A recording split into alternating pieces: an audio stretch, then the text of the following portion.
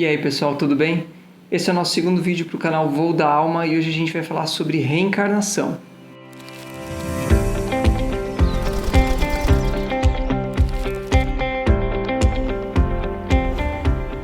Então pessoal, a reencarnação ela é a única resposta para explicar a justiça e a misericórdia divina.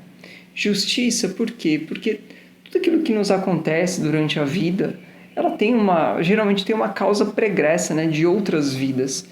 Ou a gente causou nessa vida mesmo, ou a gente causou em outra. Só que muitas das questões, como por exemplo, por que as crianças nascem na África? A gente vai responder isso já já. Pensa que não é por um acaso que elas estão ali, certo? Entre outros tantos acontecimentos que a gente vê no planeta, provas coletivas, avião que cai, pessoas que não embarcam no último minuto na viagem e aí acontece um acidente com o avião. Então, essas respostas, esses mistérios, eles são trazidos pela nossa crença na reencarnação, né? E pelas provas que a espiritualidade nos traz sobre isso.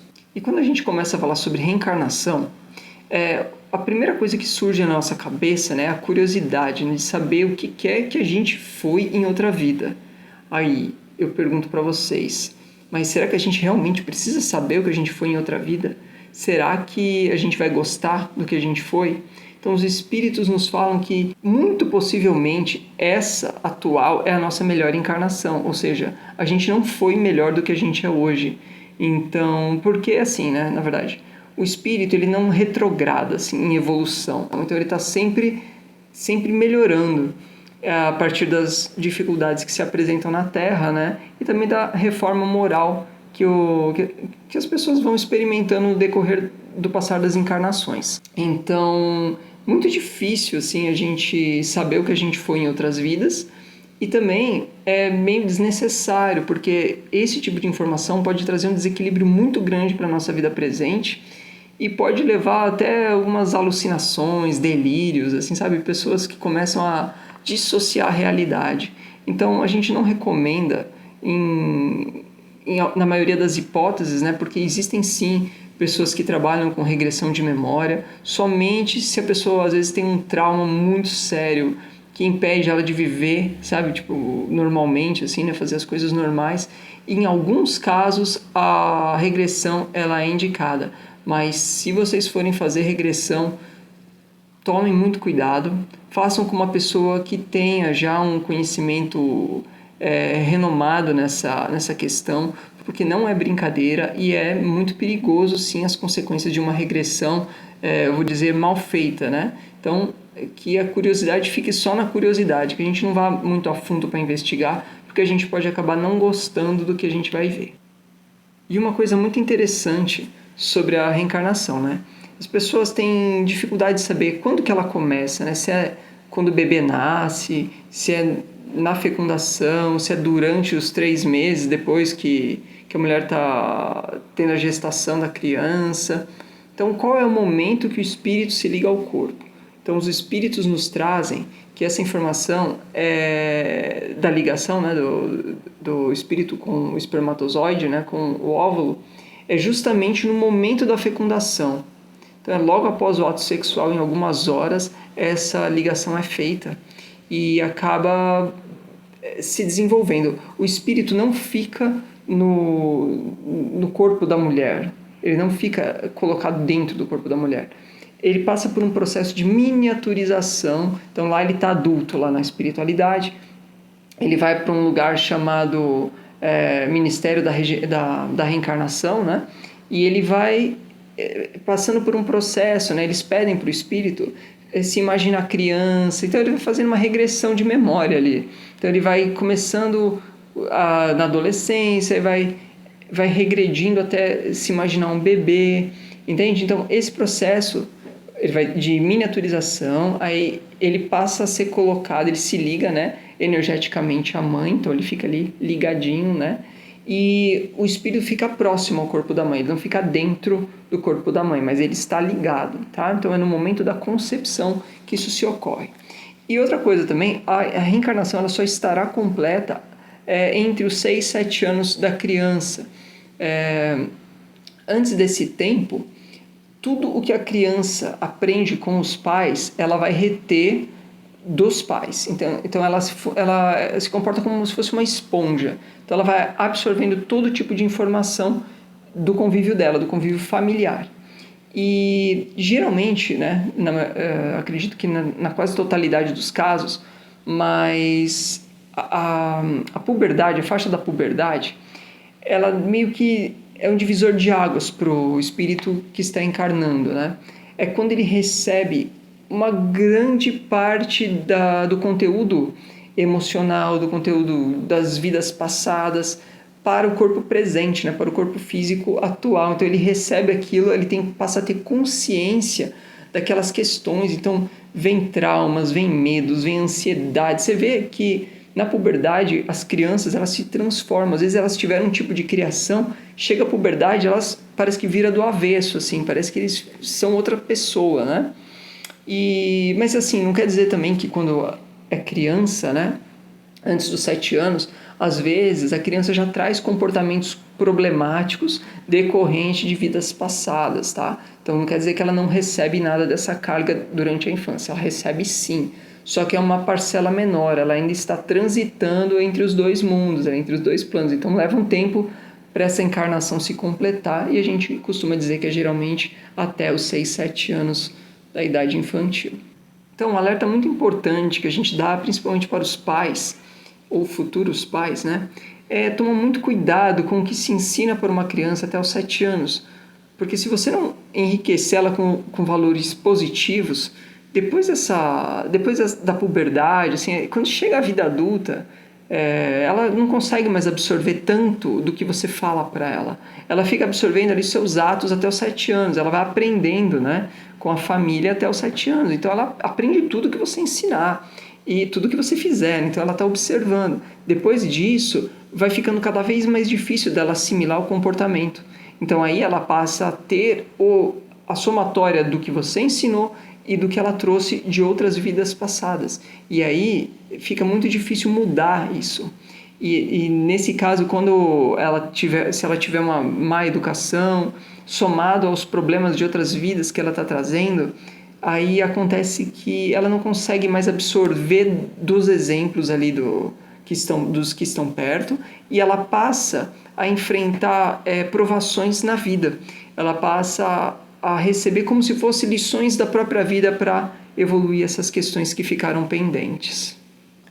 A gente sabe que o espírito precisa vir para a Terra para evoluir, certo? Mas por quê? Por que se existe uma vida na espiritualidade, por que a gente precisa ficar vindo para a Terra para encarnar? Não era melhor ficar por lá mesmo? Então é assim, gente. O corpo, esse corpo físico, que nos funciona de veículo, né, aqui na Terra, ele tem muitas qualidades que auxiliam a evolução do espírito. Uma delas, eu acredito que seja a mais importante de todas, ela retém um pouco da emotividade do espírito. Por exemplo, imagine um espírito que cometeu um suicídio. Ele fica do outro lado, lá na espiritualidade, completamente em desequilíbrio mental, emocional. Ele não consegue se localizar, ele fica completamente perdido. E qual que é a forma de ajudar esse irmão? É muito difícil você tirar todas as culpas que ele vai sentir depois do suicídio. E como que a gente ajuda, né? Então, um dos melhores caminhos, né, que a espiritualidade investe é sempre o caminho da reencarnação. Porque o corpo físico, ele meio que abafa essas emoções. Então, não quer dizer que o espírito que foi suicida em outra vida não vai sentir as consequências do que ele causou. Ele vai sentir, mas é muito, muito menos do que se ele estivesse na espiritualidade. Então, o corpo físico, além de servir para esse alívio de consciência, né, desses nossos erros do passado, ele também ajuda a gente a assimilar as coisas com um pouco mais de tempo, com um pouco mais de calma. Na espiritualidade tudo é muito rápido, é difícil de você aprender tanta coisa. Aqui na Terra, a gente parece que o tempo passa muito mais devagar do que na espiritualidade. Então isso é outro motivo. Então a gente consegue desenvolver nosso intelecto, nosso lado artístico, né, que está ligado também sim ao intelecto. A gente consegue evoluir nossa moral. E outra coisa que é muito importante, a gente vai aprendendo a se ligar a Deus. porque justamente nessa calma a gente consegue ter tempo para meditar, a gente não fica... imagina que no plano espiritual é só mente, é só pensamentos, é só essa coisa da energia, então tudo é muito intenso do outro lado. E aqui na Terra é como... Eu vou usar um termo muito errado, tá? Mas é como se o espírito tirasse umas férias dele mesmo, embora não tira a obrigação da gente se esforçar para evoluir. Os espíritos que estão sofrendo na espiritualidade, eles pedem, imploram para vir para a Terra porque sabem que na Terra eles recebem alívio, entende? Por isso que é tão importante encarnar. Outra coisa também que faz ser importante a gente estar aqui na Terra. Vamos dizer que quando a gente está na espiritualidade, a gente só se atrai com espíritos que têm a mesma faixa vibratória que a gente. Ou seja, dificilmente a gente vai aprender alguma coisa. Então, aqui na Terra a gente convive com vários tipos de evolução. Claro, não é tão discrepante as diferenças, mas ainda assim tem muito mais variação do que na espiritualidade. Então a gente consegue tolerar mais aquelas pessoas difíceis. Então é um treino para o nosso espírito, né?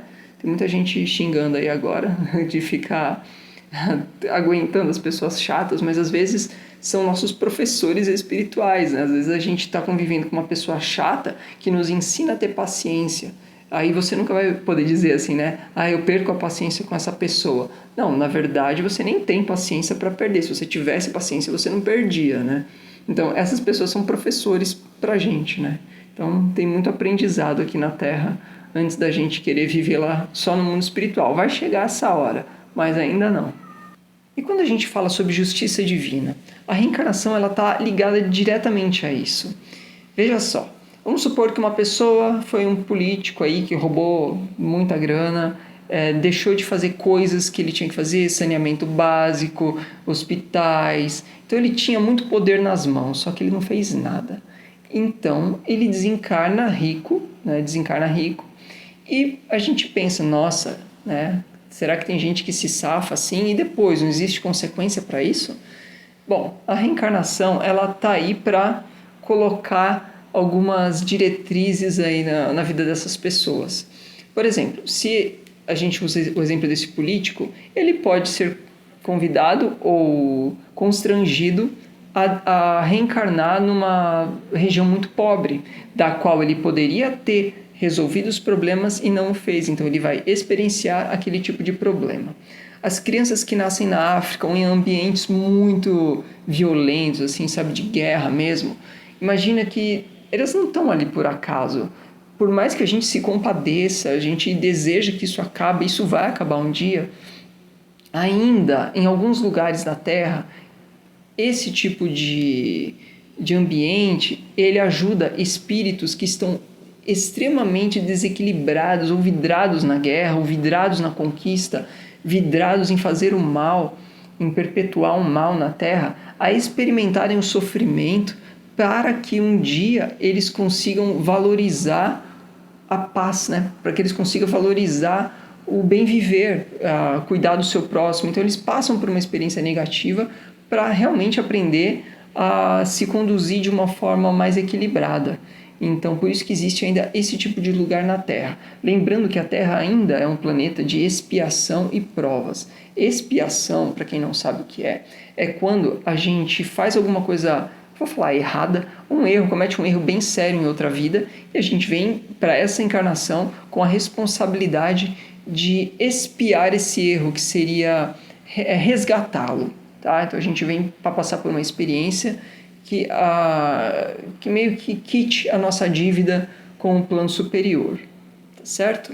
E outras questões também, tudo que a gente causa aqui na Terra, a gente haverá de colher. Então não tenha a menor dúvida que existem duas coisas quando entra o tema da reencarnação. Existe que a gente vai ter que resgatar as nossas dívidas e que Deus é misericordioso. Aí você vai falar, mas como que Deus pode ser misericordioso colocando uma criança para nascer na África?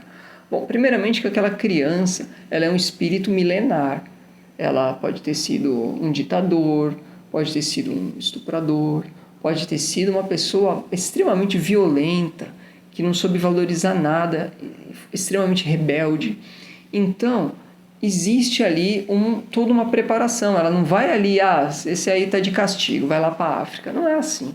Então tudo segue um propósito. E também existem outras questões que eu falo da misericórdia. Então vamos supor que eu cortei o braço de um irmão em uma vida passada. Só que nessa vida presente eu quero trabalhar no bem, eu me arrependi do que eu fiz, eu quero mudar. Sabe? Eu não quero mais ser aquele homem velho, cheio de ódio, cheio de raiva. Então eu começo a me transformar. Tudo é bem visto pela espiritualidade. Então qualquer esforço que você faz no bem, você recebe, vou dizer, lenitivos. Assim, você começa a receber apoio. Então aí você sofre um acidente e em vez de perder o braço, você perde um dedinho. Então, assim, tudo bem, não deve ser legal também, mas pensa, entre perder um braço e perder um dedinho, né? Fica mais evidente que a providência divina age de acordo com o nosso merecimento também. E não é porque existe um lugar de dor na Terra, Deus promove a dor assim deliberadamente ou apoia, né, aqueles que causam a dor. Não é assim que funciona. Deus aproveita o livre-arbítrio das pessoas, tanto para o bem quanto para o mal. Ele não fala o que você vai fazer. Deus não dita normas. Você vai ter que matar aquele cara lá, tá? Ele tá com dívida, você pode matar, tranquilo, não tem problema. Não é assim. Ou seja, a pessoa ela tem que passar por uma expiação de ser assassinada. Por exemplo, ela assassinou muita gente em outra vida, então ela vai passar por essa experiência em algum momento da existência dela, seja nessa ou outras vidas. Mas não quer dizer que ela precise passar por isso e vai ter uma pessoa designada para cometer aquele crime. Não é assim. Ou seja, isso pode nem acontecer com ela. Ela pode vir preparada para...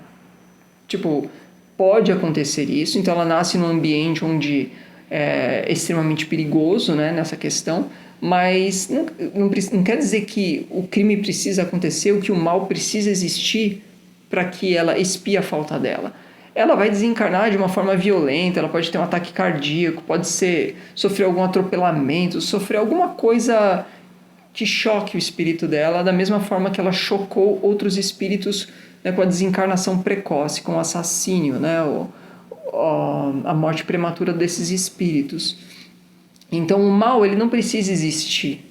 Acontece que ainda existe muita maldade na Terra. Então a espiritualidade, sabendo que aquela pessoa precisaria passar por um desencarne violento, né, com arma de fogo, um exemplo, então vai ter um cara ali que já está com a ideia fixa de cometer um assassinato. Então ele vai, né, eles acabam se atraindo, né? Existe essa coisa da atração também. Tudo é feito para que aquilo aconteça com uma pessoa que precise realmente acontecer aquilo. Isso gera muita discussão, isso gera muitas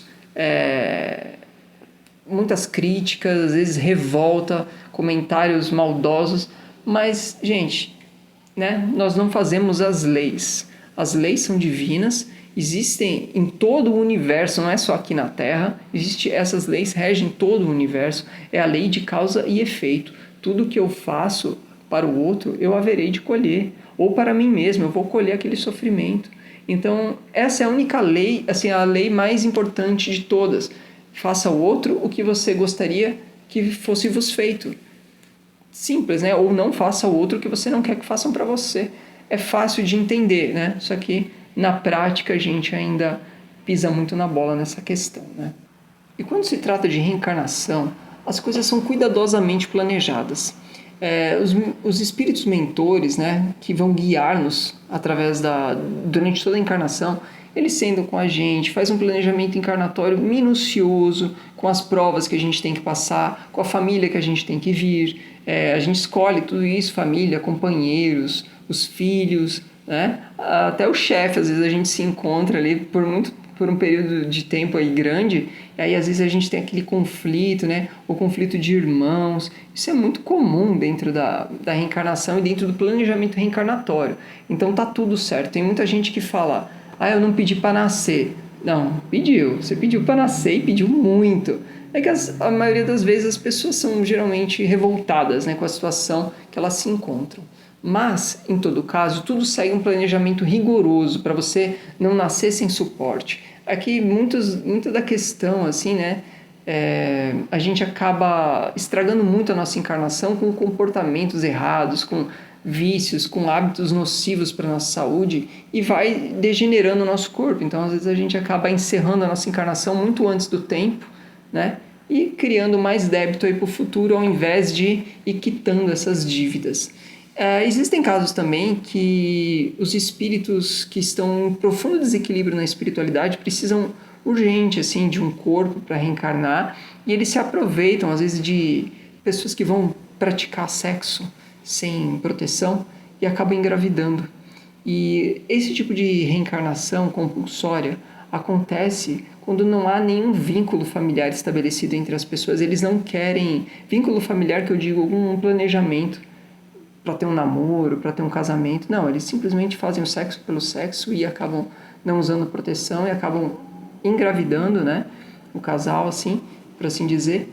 E vem um filho que é completamente problemático na questão espiritual, emocional.